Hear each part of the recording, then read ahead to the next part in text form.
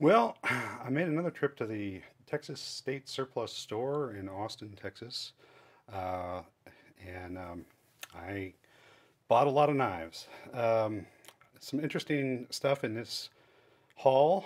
I'll walk you through it. Just if you're not familiar with the Texas State Surplus Store, it's a facility that has a big warehouse space, and then it has like a storefront. State agencies that have equipment that they no longer need end up sending it to the surplus store, and then anybody can go in there and browse around and buy things, and it's usually pretty discounted. And a lot of it's office equipment, office chairs and bookcases and filing cabinets and stuff like that. Um, but then they also have uh, from the Transportation Security Administration, all the knives that were confiscated at airports inside the state of Texas. Those end up that's considered abandoned property, and it ends up at the state surplus store for sale. Um, and in addition to knives, they have like tools of other sorts of tools and uh, other stuff that was abandoned or forgotten at the airport. A lot of belts. A lot of people take off their belt when they're going through a security checkpoint because they have to go through the magnetometer, and the belt buckle would set it off, so they take it off, and then they forget to pick it up on the other side, and so there's tons of belts there.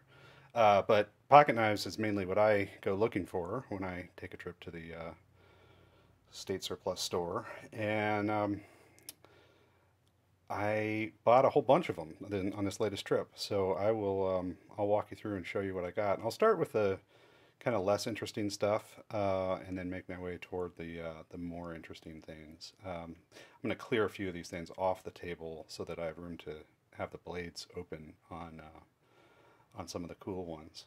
So we'll start up here, super cheap. This is Steel branded, right? Steel, a company that makes like chainsaws and stuff like that. And then it says Stone River on here, which is a cutlery brand, but it sure looks to me like it is a Lansky. Lansky makes a pocket knife that looks just like this, without the branding. And that was $3. These are pretty aggressive upswept tips. One thing that I think is kind of cool about them. It's a lockback. It's a good solid lockup. $3, sure, that's perfectly reasonable little find. Nothing extraordinary. Rough Ryder. Rough Ryder is a Chinese-based manufacturing cutlery company. I think they have some affiliation with Smoky Mountain Knife Works. I know that Smoky Mountain Knife Works carries a ton of Rough Riders, but I think they also maybe are responsible for creating the brand. Um, I have wiped all these down. Everything on the table here has been at least wiped down with 90% rubbing alcohol, because again, these are used knives, so they could be gross. They could have, who knows what on them. The rubbing alcohol does leave streaks behind, especially on this mirror polished stuff. That's not a big deal. I can clean that up with something a little better like CLP that won't leave streaks. But just to kind of get things rolling, I just started with just disinfecting them with alcohol. Um, Another tip that I always give people if they're going to the state surplus store to shop for knives, stuff is in bins. So this was in a $3 bin. And, the Rough Rider knives are pretty cheap in general. So, $3 probably like half off, or maybe, could be a little more than $6, but a lot of the Rough Rider stuff is very affordable. And it's this old traditional, pocket knife, slip joint designs. The other tip, though, that I was going to say is if you're going to dig through those bins, I recommend wearing some cut resistant gloves.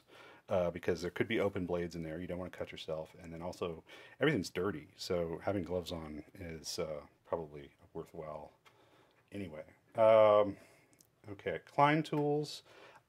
This one does not say made in Japan. A lot of Klein tools are made in Japan, and a lot of them are in AUS 6 steel. This one I don't know a lot about. It's Tonto profile. It's a frame lock flipper. Opens up just fine. It was $3. Okay, nothing extraordinary, but perfectly interesting buy at $3. Got a little Gerber over here. I usually see the larger versions of these for $8. This one was in the $3 bin. It's still pretty dirty. I'm going to need to really scrub this thing down if I want it to be clean. And it's a little stiff, but it's got an interesting lock mechanism that's, you know, it operates kind of like a crossbar lock or an axis lock, but it's materially different than that. But you know, it's kind of an unusual design from Gerber. And this is made in the USA, I believe. Does it say?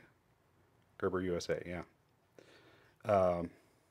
And yeah, I'm going to have to do some work to clean that up if I want to make it look good.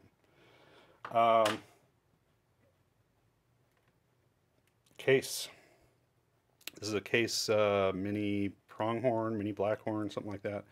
The blade's in okay shape. Okay, it's USA made in Pennsylvania, I believe.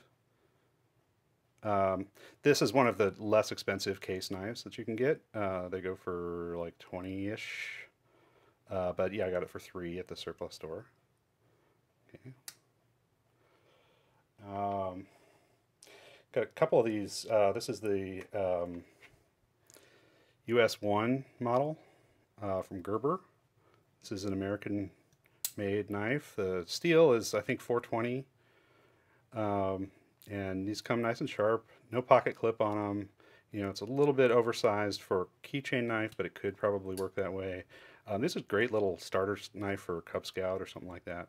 Yeah, they were $3 a piece. Got a couple of them. Slightly larger, American-made Gerber. Again, this is going to need to be cleaned up quite a bit. That's just like paper in there. Somebody wiped this down with, might have been me, wiped this down with a paper towel, and it got kind of shredded in the textured area there. Blade's in pretty good shape. Yeah, it really hasn't been used much. And this is, you know, this is an American-made Gerber knife. This one, I think I might have paid $8 for this. I'd feel better if it was $3, but this is a little larger than the US one, and as you can see, the blade is almost untouched.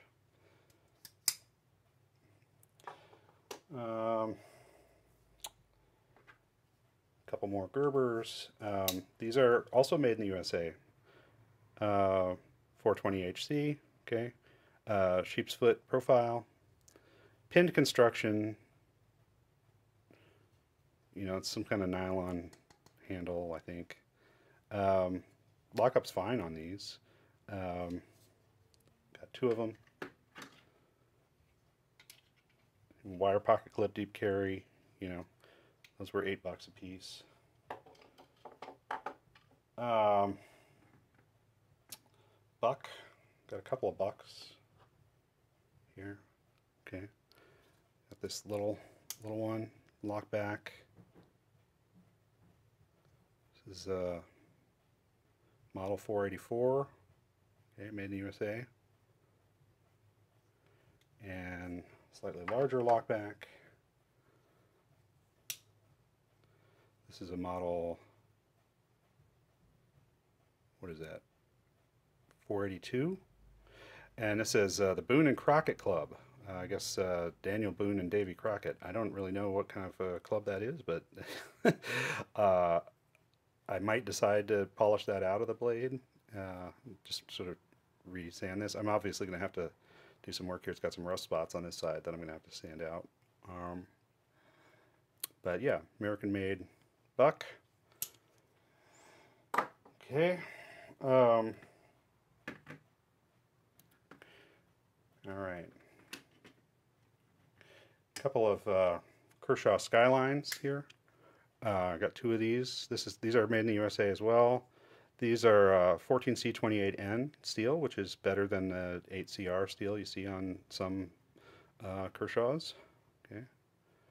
Drop point blade, flipper, liner lock, manual flipper. It's not assisted.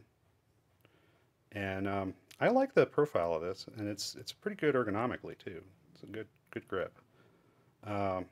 So those were $8. I got two of them. Or no, wait, these might have been. Yeah, these were in the Kershaw bin. These were 15, which, yeah, I'd be happier if they were 8, but they're still reasonable at 15. Okay, getting down there. This Havalon. This is a replaceable blade, scalpel type knife. This is, for processing game. This was $8. Obviously I'll replace that blade with a new one, but just the liner lock. This is, I think, stainless steel with a little G10 insert. Nice inconspicuous narrow little pocket clip. Okay. These I overpaid for. These were in a bin of SOG knives for $15 a piece. There's two here. There's the FL, Aegis FL, and the Aegis FLK, or FLK, which is the same thing except with a flipper tab on it. These were $15 a piece. This one goes brand new for less than 20. So that was not a good buy. This one's a little bit more expensive, new, but I should have passed on these. It's not a smart purchase. But I made up for it with some of these other ones. Let me show you what else I got. Okay. So another Kershaw. This is a Chinese-made Kershaw, but it's D2 steel. It's got a little bit of rust on it. I'm going to need to probably spend some time cleaning it up. But yeah, it's a big D2 blade. Pretty generous handle, good jimping. That's a decent knife, and it was $8. I think. Yeah, it's $8. So that was a good buy.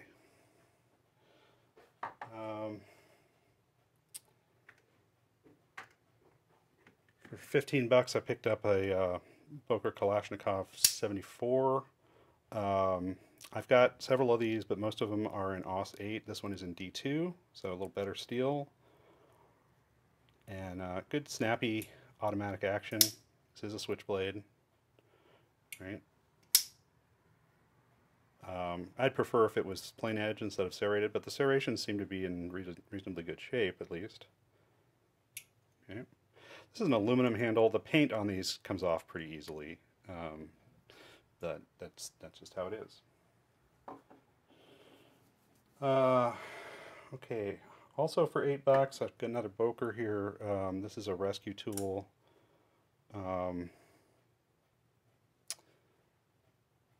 this is an AUS 8. It's got a hook and serrated blade section. It's mostly for like cutting seat belts, stuff like that. Little pocket clip on there. It's a frame lock. Okay. All right, now we're getting down to the most interesting stuff here. Okay, so both of these were in the $8 bin. These are two Gerbers.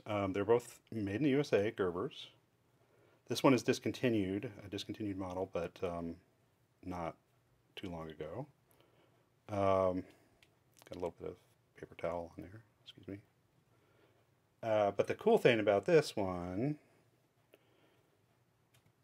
is that it is S30V. So that's a good particle metallurgy steel that you usually see on pretty expensive knives. And this is not pin construction. You can do a full takedown of this, and I will. I'll clean it all up and get the action nice and smooth. Blade's in pretty good shape. This is kind of a rubbery grip. Okay. Pretty generous handle. It's like 3.5-inch blade. Clip point. Lots of belly. $8 for an S30V knife. Made in the USA.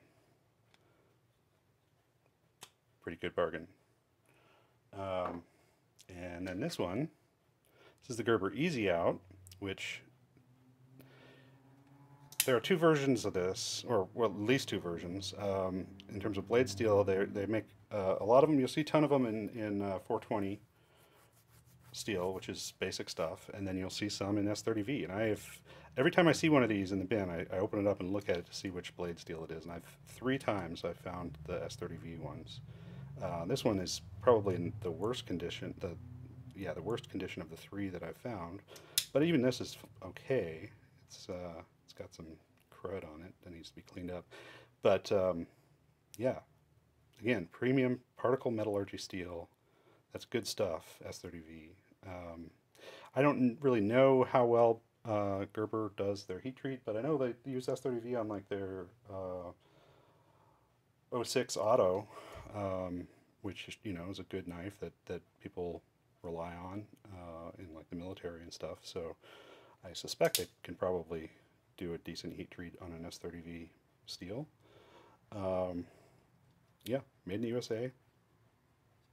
This is pinned construction, so that's a little bit of a limitation. This area here is kind of rubbery, grippy, and then this is more like plasticky. And for a lockback, it's pretty flippable, which is probably why it has a name like Easy Out. Okay. Again, it's a sheep's foot blade.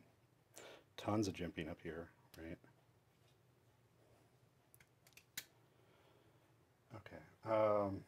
I was going to leave some of these out with the blades open. So, S30V. S30V. Okay. This was in the $3 bin. This is an old Browning. A lot of gun brands that also make knives, they don't really try that hard. I mean, the exceptions are SIG pocket knives are usually made by Hogue, and then HK knives are often made by Benchmade. Browning knives, a lot of times are Chinese manufacturer. This is an older one. This is Japanese. And this is the Browning 726. And it's from Japan.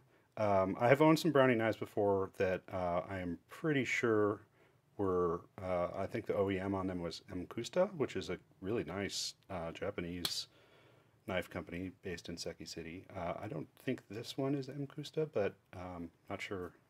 But it's Japanese. It's I'm pretty sure it's AUS 6 steel, and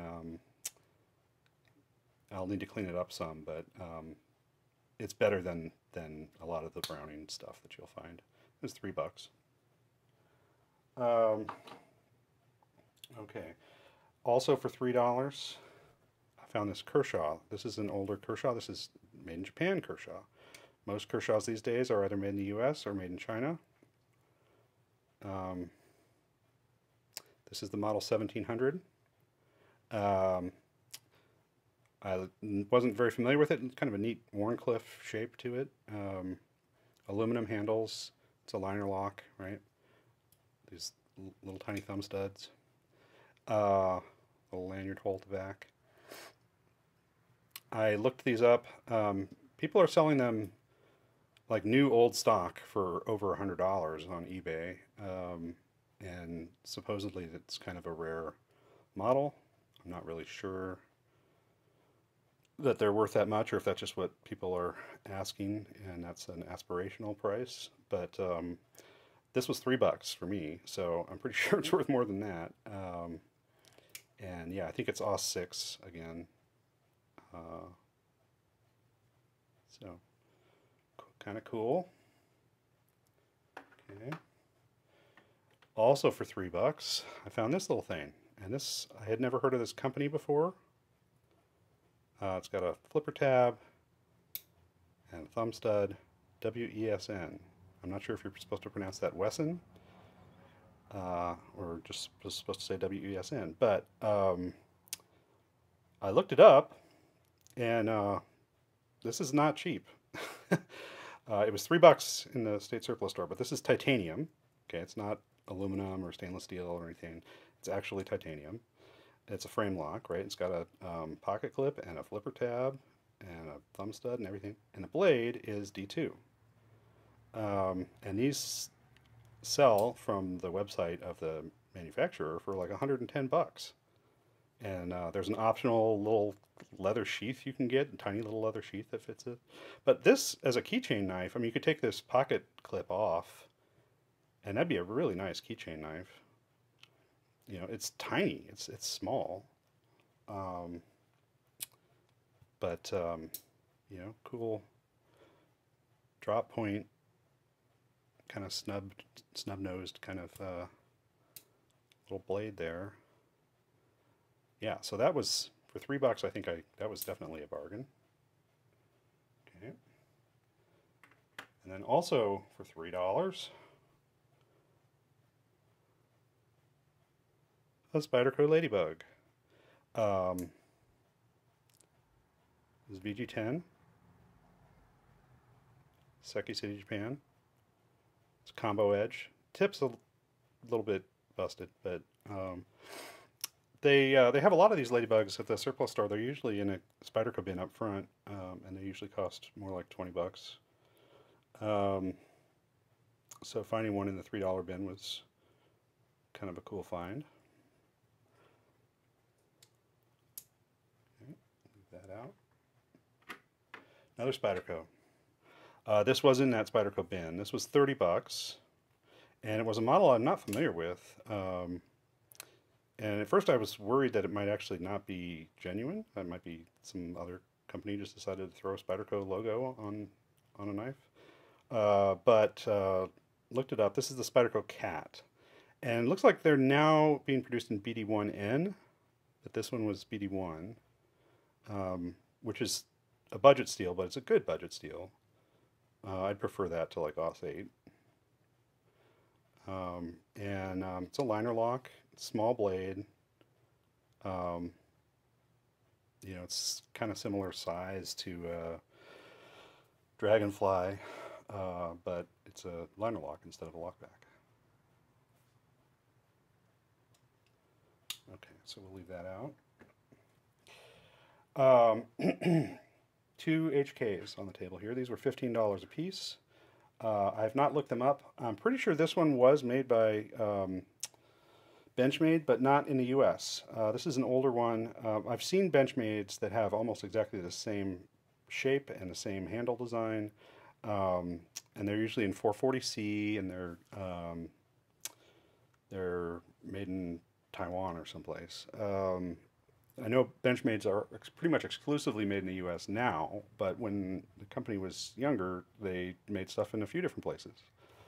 So HK, that's Heckler & Koch, German arms manufacturer, and they have some knives that are produced for them, usually by Benchmade.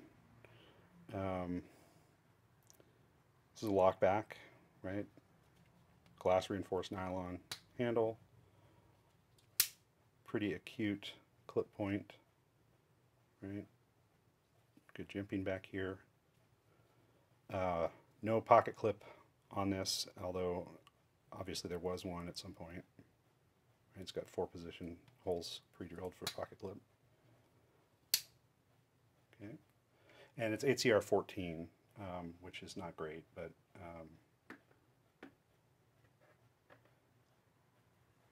it's okay. One more HK. I have not looked up this model yet to see sort of what the provenance is, see if it's made by Benchmade or somebody else, but it's the model 14141. It's got like a Spyderco style thumb hole opener, combo blade, G10 scales, liner lock, pocket clip. Don't know what steel this is.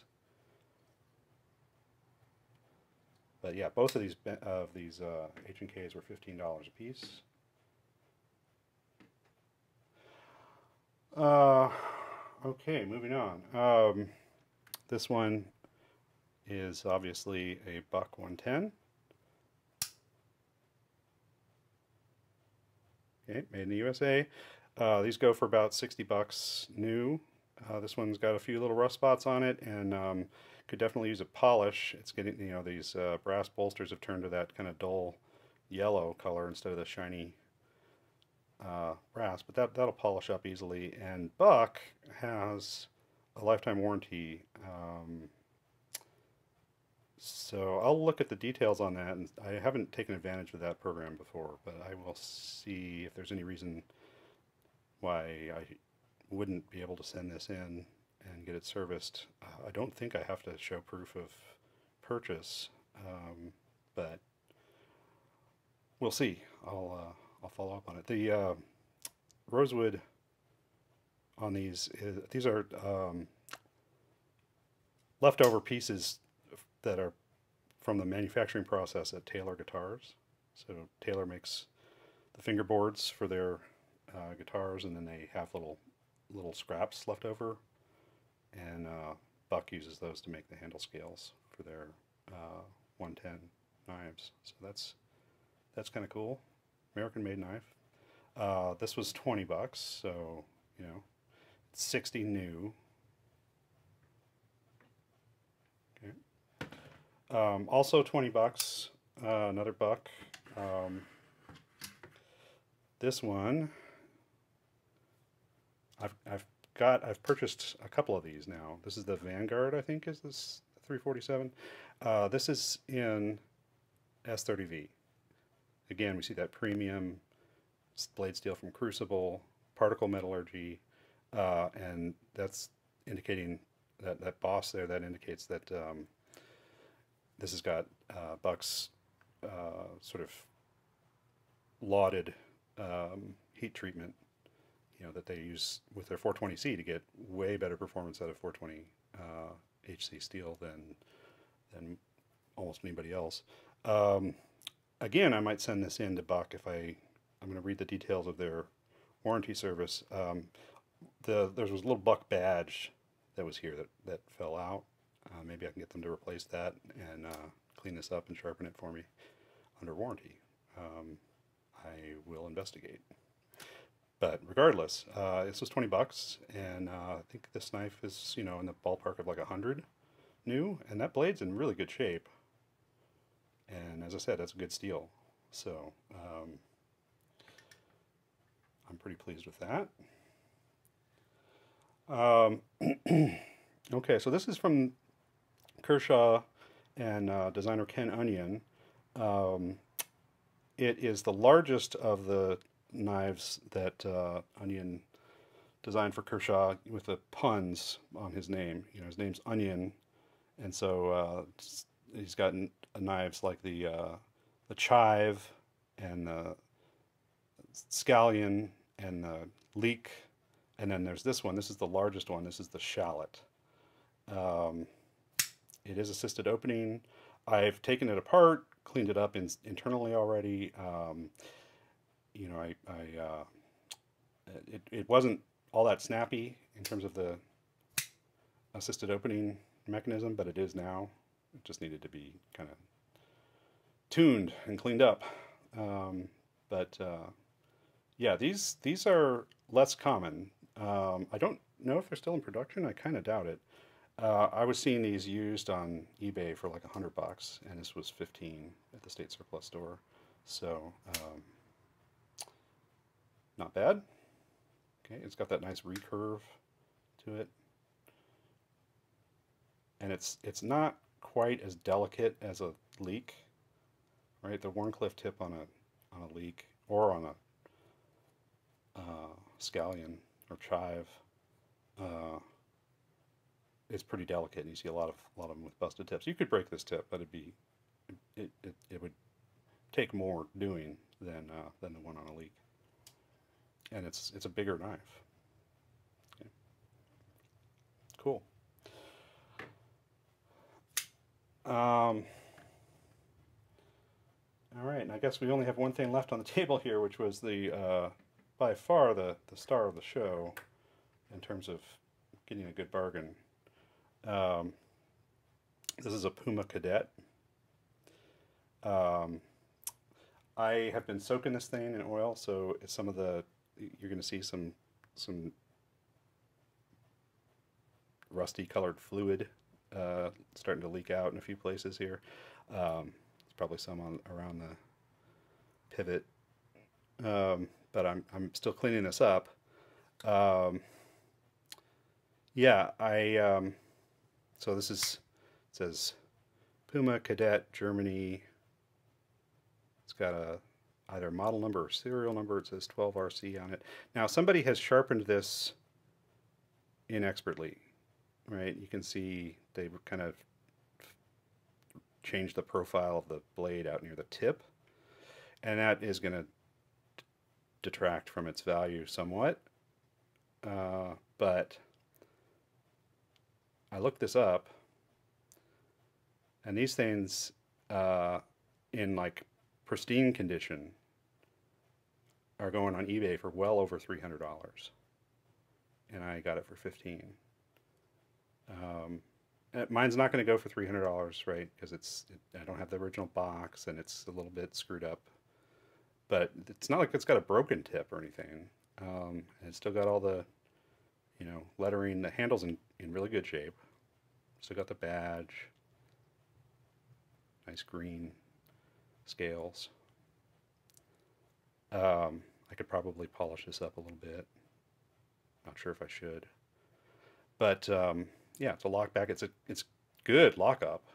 No wiggle at all. So yeah, this is probably the best bargain of this outing. I'd say this is up there too. $3 for this, titanium and D2 flipper. And then really everything that's still out here on the table, I think I did pretty well with. Let me know what you think.